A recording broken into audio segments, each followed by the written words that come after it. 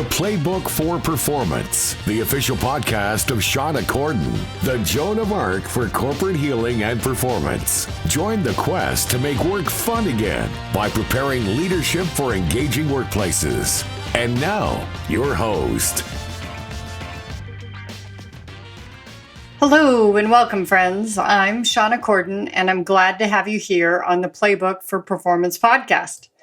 Our mission is to make work fun again by building better leaders. This month's theme is all about a new dialogue. And if you have a specific question on a new dialogue, email us and we can add it to our social media. Just drop a note to podcast@shaunacorden.com. Now, last week we talked about resolving conflict and the cycle and the steps that go along with that. And today we're talking about the musts, the mindset for resolving conflict. So the first step in the musts in conflict are really about suspending your judgment.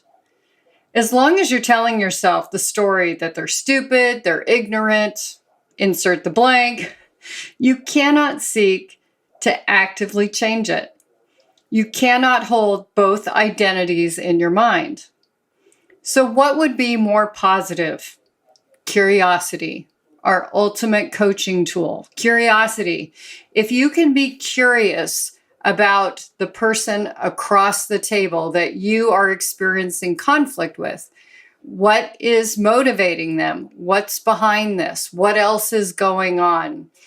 That can be far more helpful. So shift from judgment and the story that you're telling yourself to curiosity. The second thing you can do is go in with the intention to create peace.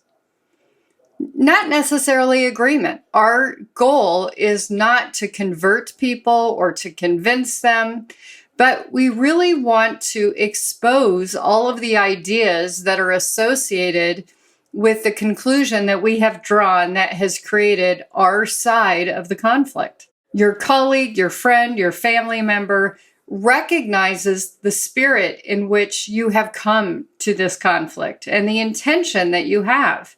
And if you are there to convert them, convince them, or accuse them, they will put up a blockade like no other. They will not be open. They will be digging in on their side as well.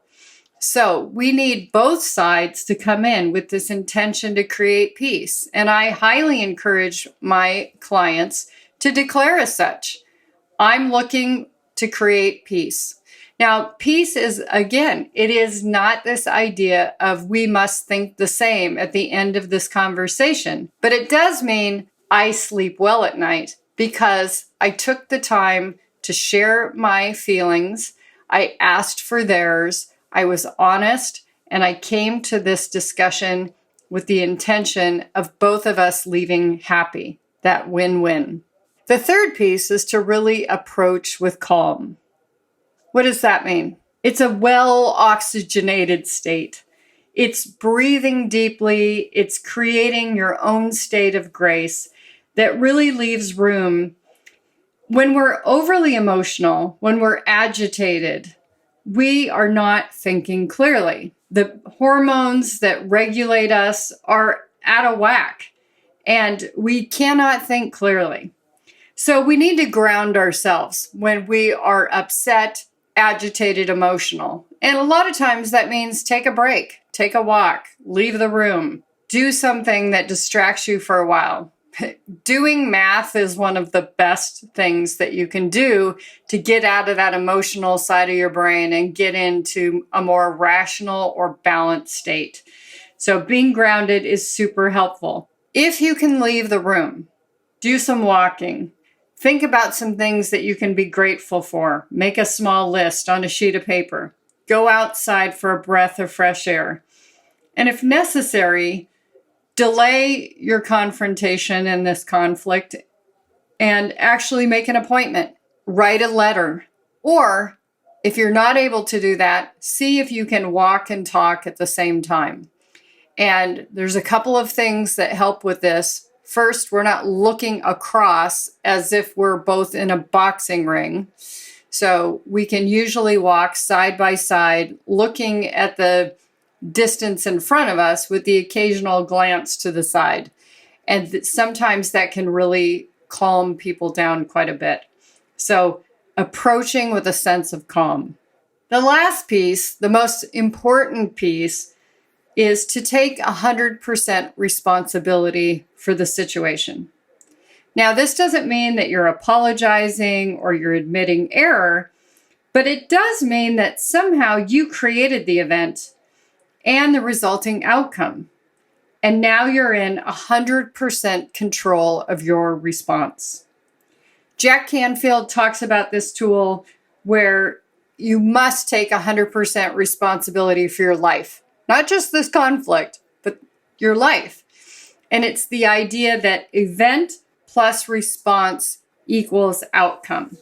Now, you may be already arguing with me. You might be saying, well, I didn't have anything to do with that. I didn't run the red light. I shouldn't have got T-boned. All of these things that come up. People are very defensive about this. But it is the idea that you were in your car and you were going through the intersection. And is it fair? No, it's not fair. There's nothing fair about it. But guess what? Life's not fair either. So we have to, if we are committed to peace, to resolution, we must take 100% responsibility and create this new outcome. And depending on that desired end state, you may need to take 100% of the solution. So let me give an example. This is a true story. I've changed the details to keep it more anonymous.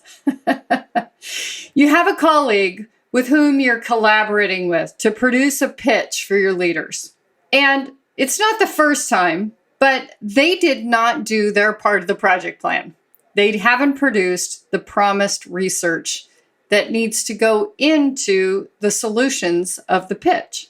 Now, your desire is you want to win the respect of your leaders. You want to demonstrate your dependability, that you have great ideas, and you're ready to be promoted. So what are your options? Really quickly off the top of your head, and these are some of these that I went through with my client. You can come to the meeting with no research.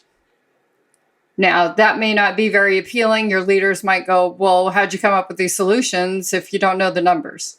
So, option 2, you could speculate on the research and you could suggest solutions 1, 2, and 3 based on what the data might say. So, we all know data is a bell curve. Chances are that the majority of the people will be doing this, and we have these 2 other sides of the curve where people are probably going to be partially there. Could be that you're showing multiple options to choose from. Leaders might be invigorated by that. They might say, oh, well, we could take pieces of this, and as the data shifts, or as people become more mature, or as different niches perform, we could use one of these other solutions. It could be quite good. Option 3, you pull the research yourself. Right? And amen to all of you who are super high achievers like me in school, where the whole team didn't contribute to the project that you had to turn in class, and you did all the work yourself because you wanted the A. I get you. You're my people. Okay. So that's an option here. Number 4, you can outright blame your colleague. You could throw him under the bus in the meeting. Joe did not pull the data. Without the data, we're left to speculate. Here's the 3 options, et cetera, et cetera. Leaders may understand that. They may already know that your colleague is not producing. It's no secret. So that's an option. Probably not a very palatable one. And finally, you could just cancel the meeting altogether, not produce the proposal, and fail. So no amount of requests are going to guarantee that your colleague is going to produce this research. They've probably done this before, and they don't perform, okay? You could ask to never be assigned with them to future projects, but that may only go so far, especially if you have a small team and there's not a lot of options. But since you are the one that's suffering the consequence here, you're the one that's being blocked from that promotion, the respect that you want, your ability to generate these great ideas for your leaders to appreciate. It really is up to you to solve this problem, to take 100% responsibility and figure out how to pull the research and get it done. It has to be arranged by you. Again, not fair, not cool. So we get it. That's not what we like, but that's the way it is. So what can we do? Well, you can keep moving. You can be committed to this. You can decide that this is the way it is. This is the way it's going to be. And this is the way I want to resolve this situation. I want to be known as a performer. I want to be known as someone who is not held back by my colleagues who do not perform. And I'm going to still get that promotion anyway, even if I have a flaky colleague. That is probably the most likely approach. And frankly, with my client, that's what they had to do. Every time that they were due to make a proposal and they were assigned to work with this colleague, this happened to be a larger organization where there were multiple IT people that could pull this data, he started working with others. He started working his network. He asked for people to do that for him. And then he didn't have to rely on this person, and he just cut him out of the picture, basically. And he didn't always have to do it. Every once in a while, this IT person would perform. But in order to guarantee his success, the respect he wanted, the outcome he wanted, that desire, he needed to find a way to always have plan B in case the IT person didn't produce. Okay? You may have a more personal example of this. Maybe you really want to run the dishwasher every night and it's your spouse's job and your spouse does it half the time. You may want to take that over. Is it fair? No, but if it's super important to you to have clean dishes in the morning, that's the way it's going to have to be. Does this shame people into producing? Sometimes. Sometimes. I am a firm believer that a rising tide lifts all boats, and people recognize that you're doing their work for them, and they're a little bit ashamed by it. But there may be times that they're doing it for you, and you don't know it. So have some grace. Don't gloat. Don't be resentful. Just do what you need to do to get what you want. Okay? This is when you're going to have to go back to step A when it comes to resolving this conflict again. You're going to have to come to this colleague. You're going to set up a meeting. You're going to suspend your judgment. You're going to be really curious about why they're not pulling the data as promised when it's assigned. Who knows? Maybe they have 20 of these assignments. Okay? But get curious. What's going on? Go in there with the intention that you want to work with this person. You want them to be equally successful as you, that you want peace. You want to look forward to working with them. You don't want to have to roll your eyes and be resentful that you're being assigned to them. You really want to go in there and have it be a peaceful discussion. You want to approach with calm. Okay, you've already done the presentation. There's no need for anxiety at this point.